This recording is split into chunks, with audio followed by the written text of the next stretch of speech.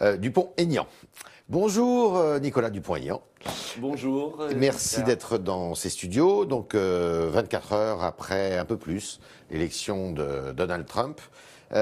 J'espère être le Donald Trump français, avez-vous dit ce matin. J'ai ajouté quelque chose. Alors justement, attention. Je vous laisse préciser. Non, ce que je veux dire, c'est que cela prouve qu'en démocratie, si le peuple le veut, il le peut.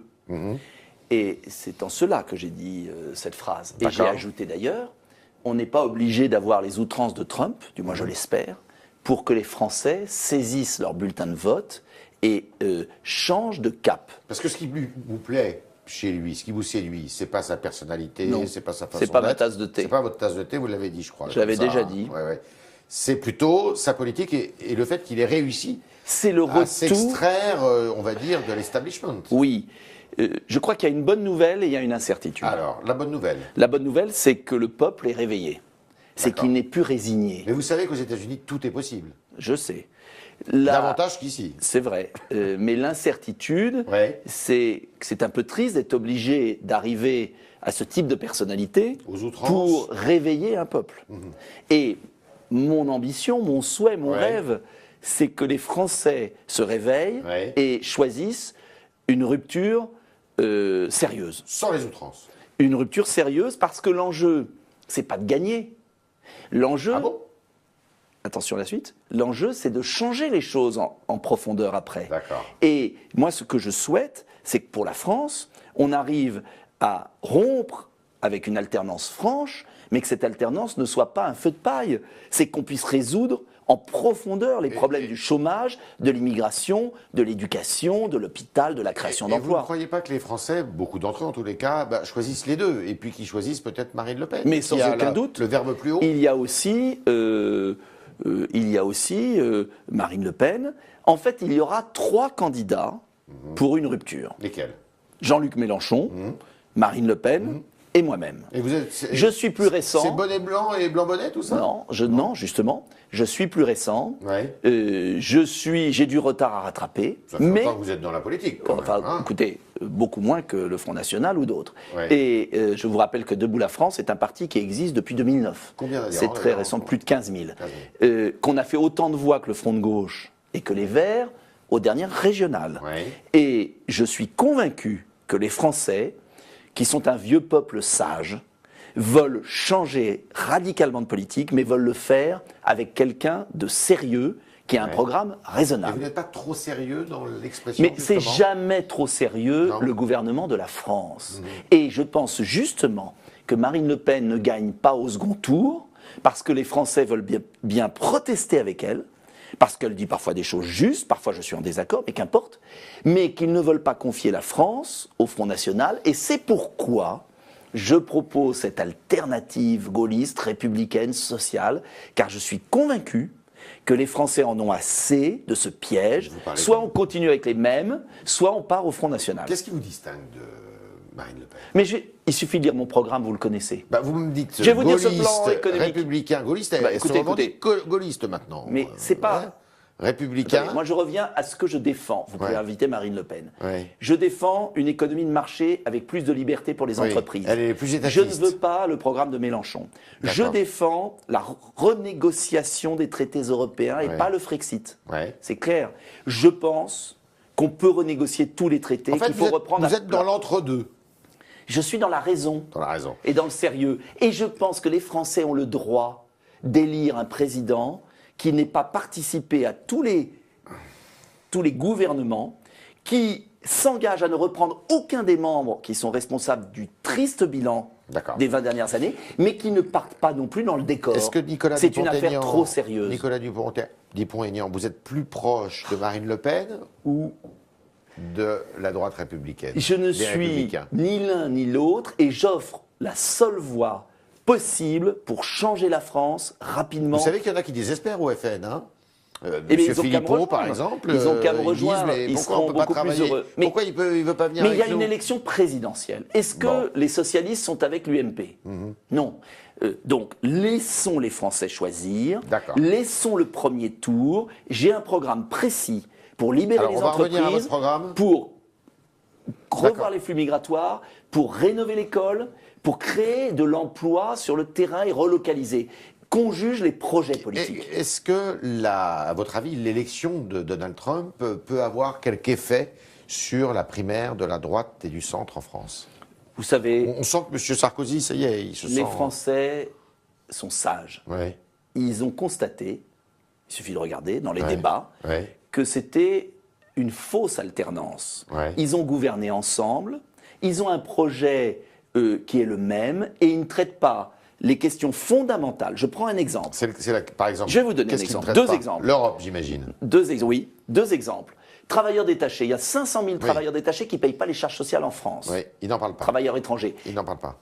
Attention, Sarkozy, Juppé, Fillon, tous disent il faut développer les PME, il faut aider nos indépendants, nos artisans. Mais si on laisse une concurrence déloyale, ça ne marchera pas. D'accord. Contrôle de l'immigration.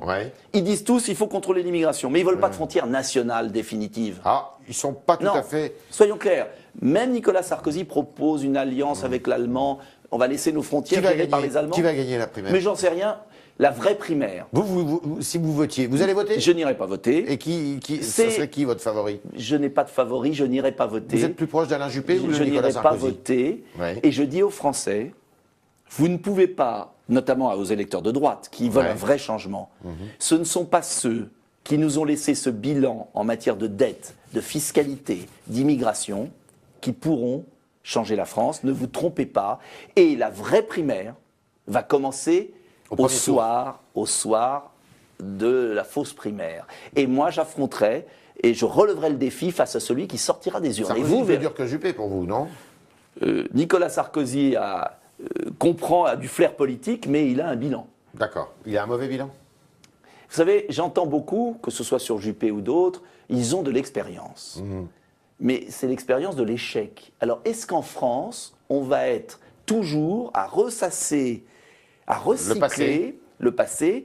Quand on voit ce qui s'est passé en Grande-Bretagne, ce qui se passe aux États-Unis, il faut que les Français, à un moment, aillent vers l'avenir. Et aller vers l'avenir, c'est résoudre les problèmes, concrètement. Nicolas Dupont-Aignan, est-ce qu'on ne va pas vers une implosion de la droite républicaine, des Républicains, du Parti des Républicains, un peu comme aux États-Unis d'ailleurs, avec d'un côté, eh bien, on va dire un républicain qui joue la respectabilité tel que Juppé, et puis d'autres, eh bien, ce qui pourrait ressembler à un Tea Party à la française, emmené par Nicolas Sarkozy. Ce qui est sûr, c'est qu'il y a un clivage idéologique, mais qui est ancien, qui date de l'UDF et du RPR. C'est ça. Et que si on m'avait écouté à l'époque où il y a eu la création de l'UMP, quand j'avais dit qu'il ne fallait pas abandonner nos idées patriotiques, républicaines, notre volonté de changer les choses, si on m'avait un peu écouté à l'époque... Vous étiez RPR à l'époque? J'étais RPR, j'étais avec Philippe Séguin. Si on n'avait pas oublié la nation, la fierté nationale, vous croyez qu'on serait dans cette situation?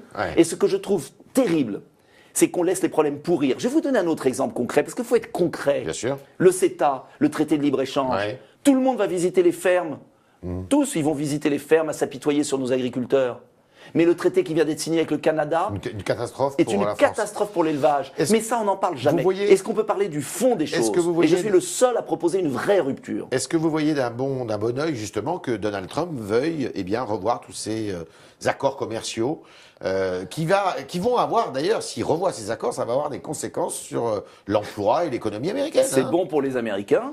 Pas sûr, parce que ça peut être aussi. C'est bon pour les Américains parce qu'il va falloir peut-être un jour arrêter de faire racheter le monde par la Chine. Moi, j'accepte la concurrence libérale loyale. D'accord. Mais je n'accepte pas qu'un pays manipule sa monnaie, utilise les crédits publics pour racheter le monde et racheter la France. Quand je pense que M. Macron, parce que n'oublions pas le bilan des socialistes, M. Macron a vendu l'aéroport de Toulouse pour une bouchée de pain. Quand je vois les entreprises chinoises qui, avec des crédits publics, rachètent notre pays, mais je dis ça va pas. Et donc, le libre-échange loyal, équitable, oui, il faut de la liberté, mais arrêtons la naïveté européenne. Et la vraie question, c'est que les candidats des primaires, notamment de la droite et du centre, je ne parle même pas des socialistes, ne veulent pas changer le cadre. Et si on ne change pas le cadre, on n'aura pas les résultats. Donc, je dis aux électeurs de droite, mais regardez la réalité de leur programme, à l'exception de peut-être M. Poisson et d'autres. Il n'y a pas de changement. Avec M. Jean-Frédéric Poisson? J'ai vu qu'il voulait me soutenir, j'en suis ravi. Et alors, vous l'accueillez? mais j'accueille tous ceux qui aiment la France et qui veulent un programme sérieux de redressement. Vous le soutenez Je ne rentre pas dans les affaires de primaire. D'accord. Vous êtes... Ça ne m'intéresse pas, parce que c'est un faux changement. Est-ce que vous pensez que vous allez faire un score enfin pas un score, mais que vous allez monter dans les sondages? Je pense sur à 2 chiffres. Je vais vous faire sourire. Ouais. Je regardais sur Internet, un Twitter, il y avait un tableau des sondages de M. Trump, où il était à 1% il y a un an. Ouais. Et je suis déjà bien au-delà, puisque je suis près de 10% à 7%. Ouais. Ça veut dire quoi? Vous allez franchir la barre des 10? Mais je vais être au second tour. Même. Mais on va essayer. D'accord. Et je vais dire aux Français, arrêtez d'être passifs. La politique, c'est vous. Vous avez tout en main. Et vous savez s'il y a... Pourquoi dites-vous qu'ils sont passifs? Parce que... Pas la preuve. Mais si, quand il y a 20 millions d'abstentionnistes au second tour des régionales... Aux États-Unis, il y en a 50%. Hein. Oui, mais moi, je veux réveiller les abstentionnistes et je dis à tous les Français, vous avez dans vos mains une bombe qui est le vote. Utilisez-le à bon escient, comparez les programmes. Et je sais que les Français sont capables du meilleur. Donc, pourquoi attendre 2022 ? Si vous n'êtes pas Pourquoi pas 2017 ? Si vous n'êtes pas président de la République, vous vous représentez aux législatives ? Ah bah écoutez, on verra ce que je ferai. Hein. Non, je vous pose la question. Je n'envisage pas cette hypothèse. Ah bon ? Oui, d'accord. Alors, il faut un peu d'humour quand même. Bien sûr. 2 petites questions. Une première question sur le Qatar. Vous aviez, il y a longtemps, suggéré qu'une commission d'enquête parlementaire soit créée pour voir un peu les liens qui existaient, la réalité des relations entre le Qatar et la France. Ça en est où ? Eh bien, je demande la même chose. Je demande que M. Le Guen s'explique. Vous avez réitéré ? Je le réitère. Je demande que M. Le Guen s'explique. J'ai lu des livres. Je lis des choses affolantes. Et quand on voit l'ambiguïté de la politique étrangère française au Moyen-Orient, quand on voit l'immense gâchis avec l'État islamique, on va être à l'anniversaire de ce massacre du Bataclan. Je me dis, mais on va continuer combien de temps l'ambiguïté ? Donc il faut une enquête et il faut que les hommes politiques français s'expliquent. Pourquoi vous n'avez pas été entendu à votre avis ? Je vous pose la question. Eh bien moi, à mon avis, parce qu'il ne faut pas soulever ce qu'il y a sous le tapis. D'accord. Deuxième question qui n'a rien à voir, quoique. Le Conseil d'État hier a rendu son arrêt sur l'affaire des crèches dans les espaces publics. Et le Conseil d'État est plutôt favorable, enfin cet arrêt est plutôt favorable à l'installation de crèches, si c'est à dessein culturel et non pas, évidemment, dans un objectif religieux. Qu'est-ce que vous avez à dire sur cet arrêt ? Heureusement. Vous savez, on a des racines à la fois gréco-latines, chrétiennes, on a l'esprit des Lumières, on est une synthèse vivante. Eh bien, laissons les Français libres. Une belle crèche et même dans une mairie, un hôtel de ville, quelle importance si ça correspond à la culture du pays. Vous en installez une hier, généralement ? Moi, j'en ai pas dans ma mairie, il y en a une à l'église. Et je ne vais pas, parce qu'il faudrait parler des crèches, en mettre une alors qu'il n'y en a pas eu. Mais quand il y en a, on les laisse. Voilà, un peu d'oxygène, un peu de liberté, et puis qu'on s'occupe des enjeux essentiels, l'emploi, le contrôle des flux migratoires, l'école de la République, parce qu'on ne parle jamais assez de l'école. C'était le talk de Nicolas Dupont-Aignan qui nous a dit qu'il espérait être le Trump français. Il n'aime pas le personnage, mais ce qu'il apprécie dans ce qui s'est passé aux États-Unis il y a 24 heures, eh bien, c'est cette espèce de remontée de la colère, finalement, de la population américaine. Eh bien, pourquoi pas en France, mais avec une politique sérieuse. En fait, il veut être un Trump sérieux. Exactement. Voilà, vous avez trouvé l'expression. Et maintenant que Mathilde... Bonjour. Bonjour Yves, bonjour madame. Nicolas Dupont-Aignan. Il y a un commentaire de votre part qui a fait beaucoup réagir nos internautes. C'est vous estimez que le peuple français est sage. Et ils vous disent non, c'est faux Nicolas Dupont-Aignan, on en a marre, on veut du changement. Nous sommes aussi mécontents que le peuple américain. Mais il y a un malentendu. Être sage, c'est se révolter justement. C'est pas incompatible. C'est la politique qui doit être sérieuse. Voilà, mais être sage, quand je dis le peuple français est sage, ça veut dire que le peuple français, il va bouleverser les choses. Il va se réveiller. La sagesse, c'est pas de continuer avec ceux qui nous ont gouvernés. C'est le changement. Il y a eu peut-être je me suis mal exprimé, mais au contraire, la sagesse, c'est le changement. En revanche, ce que je répète, et parce que j'en suis certain, c'est que le peuple français est différent du peuple américain, que la culture est différente et qu'on n'aurait probablement pas élu un Trump en France. Et pour autant... Est-ce qu'on doit continuer avec les mêmes ? Non. Nicolas Dupont-Aignan, vous êtes encore assez peu connu donc, dans le paysage politique. Éric vous demande, qu'avez-vous réalisé politiquement jusqu'ici qui pourrait vous rendre votre candidature crédible dans la campagne présidentielle? En quelques mots, 2 ou 3 combats politiques que vous avez menés, Nicolas vous savez, j'ai mené le combat pour le non au référendum de 2005, et on l'a gagné, ce combat. Et puis je suis, sans prétention, le maire d'une ville de banlieue de 30 000 habitants, le mieux élu de France, 3 fois à près de 80%. Vous savez, je ne crois pas que je serais élu à 80% dans une ville de banlieue qui votait socialiste à 65% en 88 ou 93 si je n'avais pas fait mes preuves. Et j'ai autour de moi des centaines d'élus locaux, élus à 80% des voix, dans leur village, dans leur commune, dans leur ville. Ceux-là, on n'en entend jamais parler. J'ai autour de moi des chefs d'entreprise qui bossent. On n'en entend jamais parler. J'étais ce matin au salon de l'hôtellerie, des entreprises qui produisent en France, qui gagnent des parts de marché, qui exportent à 80% leur production. Le problème de la France aujourd'hui, c'est qu'il y a un couvercle médiatico-politico-financiaro, pas de vous tous, mais il y a un couvercle, la pensée unique, vous êtes assez rare à vous en échapper quand même. Il y a un couvercle qui ne montre pas la France telle qu'elle est. Et cette belle France, moi je veux la réveiller, et je suis convaincu qu'on peut la faire réussir. Il y a une question qui revient assez fréquemment d'un internaute là dit, vous avez sans doute 100 fois répondu, et vous m'avez d'une certaine façon répondu, pourquoi ne vous entendez-vous pas avec le Front National? Pourquoi le Parti Socialiste ne s'entend pas avec l'UMP, avec les Républicains? Je pourrais renvoyer la question. On peut pas faire la même chose quand même. La démocratie, c'est d'avoir le choix. Je propose un patriotisme tranquille, serein, sérieux. J'ai un programme économique différent de celui de Marine Le Pen. Je ne propose pas, par exemple, sur l'Europe exactement la même ligne, même si je veux m'échapper de l'Union européenne comme elle. Mais les Français, au premier tour de l'élection présidentielle, doivent avoir le choix. Et je remarque qu'aux élections régionales, où il y a eu un second tour, d'un côté Front National, de l'autre parti du système, les Français sont partis en courant, n'ont pas voulu choisir. 20 millions d'abstentionnistes. Vous êtes hors ça veut dire quoi? Ça veut dire que ce dilemme, soit on continue avec les mêmes, soit on part au Front National, il ne satisfait pas les Français. Et j'aurais pas le droit, moi, d'offrir un patriotisme, j'allais dire, plus sérieux? J'aurais pas le droit. Vous êtes dans ou hors le système, vous? Je suis hors système. J'ai refusé, et j'ai combattu le traité de Lisbonne. J'ai quitté l'UMP en 2007 quand Nicolas Sarkozy a refusé le verdict des Français au référendum. Je suis convaincu, comme je l'étais avec Philippe Séguin quand j'ai commencé ma vie politique, comme je l'ai prouvé en partant, c'est pas facile de partir quand les autres gagnent, et que vous avez des amis aussi là-bas, je l'ai fait parce que je savais que si on continuait dans cette mauvaise Europe, on n'aurait pas de résultat. Il faut traiter la cause des problèmes. Nicolas Dupont-Aignan, on est en direct donc, sur Facebook Live, donc ce qui nous permet d'avoir un petit peu le ressenti de ceux qui vous regardent. Amartya dit, ce qu'on sait avec Dupont-Aignan, c'est qu'il se situe entre les Républicains et le FN. Du coup, on ne sait pas tellement quelles mesures il prendrait sur l'économie. Eh bien, vous les découvrirez. 75% par exemple des commandes publiques devront aller à des produits fabriqués en France.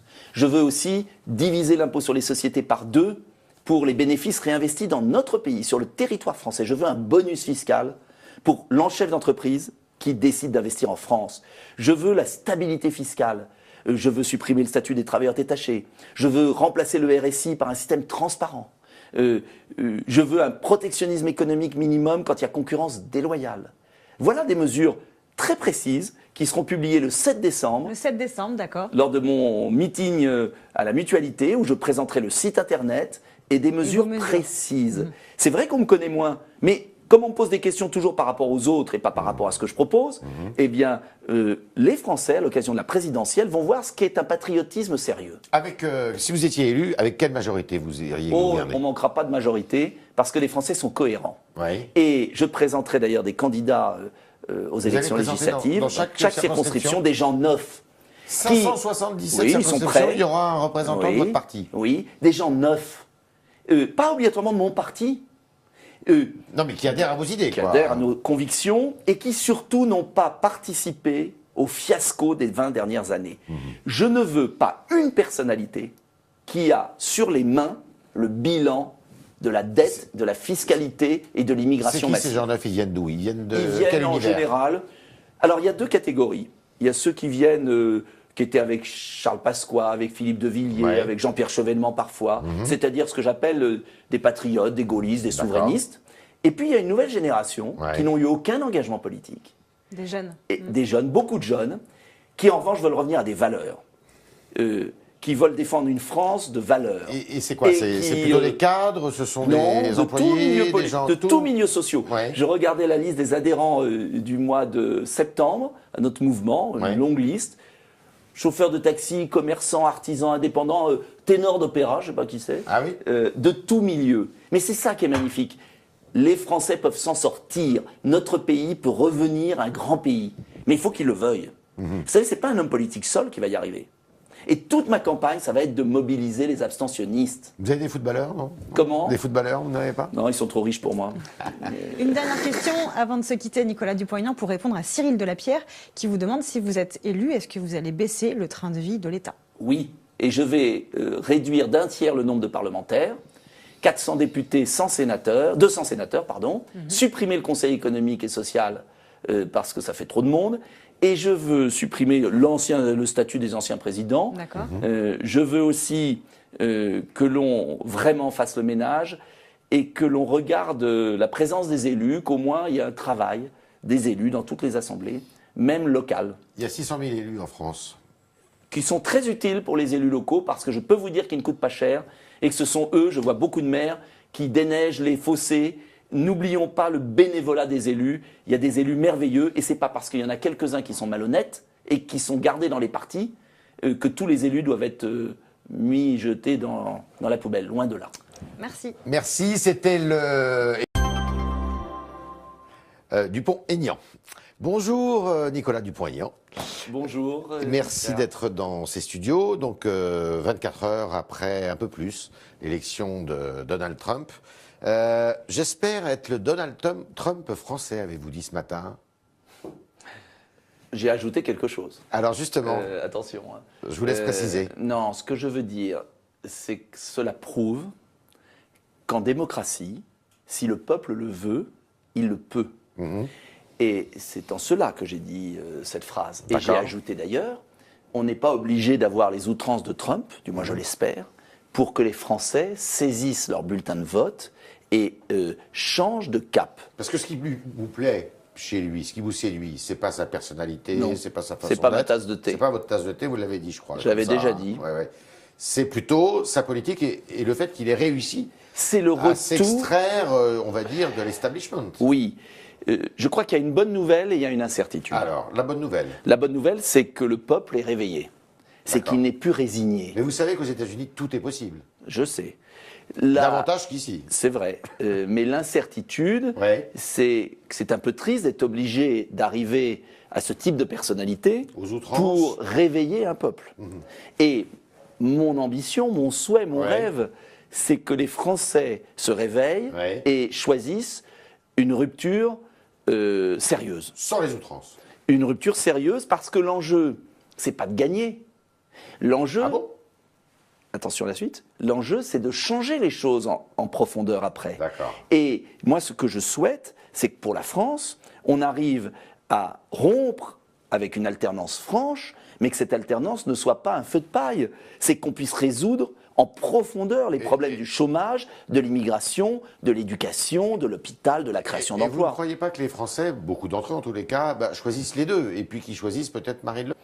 Qui sont un vieux peuple sage, veulent changer radicalement de politique, mais veulent le faire avec quelqu'un de sérieux, qui a un programme raisonnable. Mais vous n'êtes pas trop sérieux dans l'expression? Mais c'est jamais trop sérieux le gouvernement de la France. Et je pense justement que Marine Le Pen ne gagne pas au second tour, parce que les Français veulent bien protester avec elle, parce qu'elle dit parfois des choses justes, parfois je suis en désaccord, mais qu'importe, mais qu'ils ne veulent pas confier la France au Front National, et c'est pourquoi je propose cette alternative gaulliste, républicaine, sociale, car je suis convaincu que les Français en ont assez de ce piège, mais sans aucun doute. Le verbe plus haut. Il y a aussi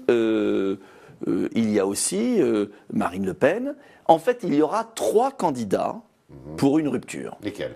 Jean-Luc Mélenchon, Marine Le Pen et moi-même. Et vous êtes, je suis plus récent. C'est bonnet blanc et blanc bonnet, tout ça? Non, justement. Je suis plus récent. Ouais. J'ai du retard à rattraper. Ça fait longtemps que vous êtes dans la politique. Quand même, hein. Écoutez, beaucoup moins que le Front National ou d'autres. Ouais. Et je vous rappelle que Debout la France est un parti qui existe depuis 2009. Combien d'adhérents? C'est très récent, plus de 15 000. Qu'on a fait autant de voix que le Front de gauche et que les Verts aux dernières régionales. Ouais. Et je suis convaincu que les Français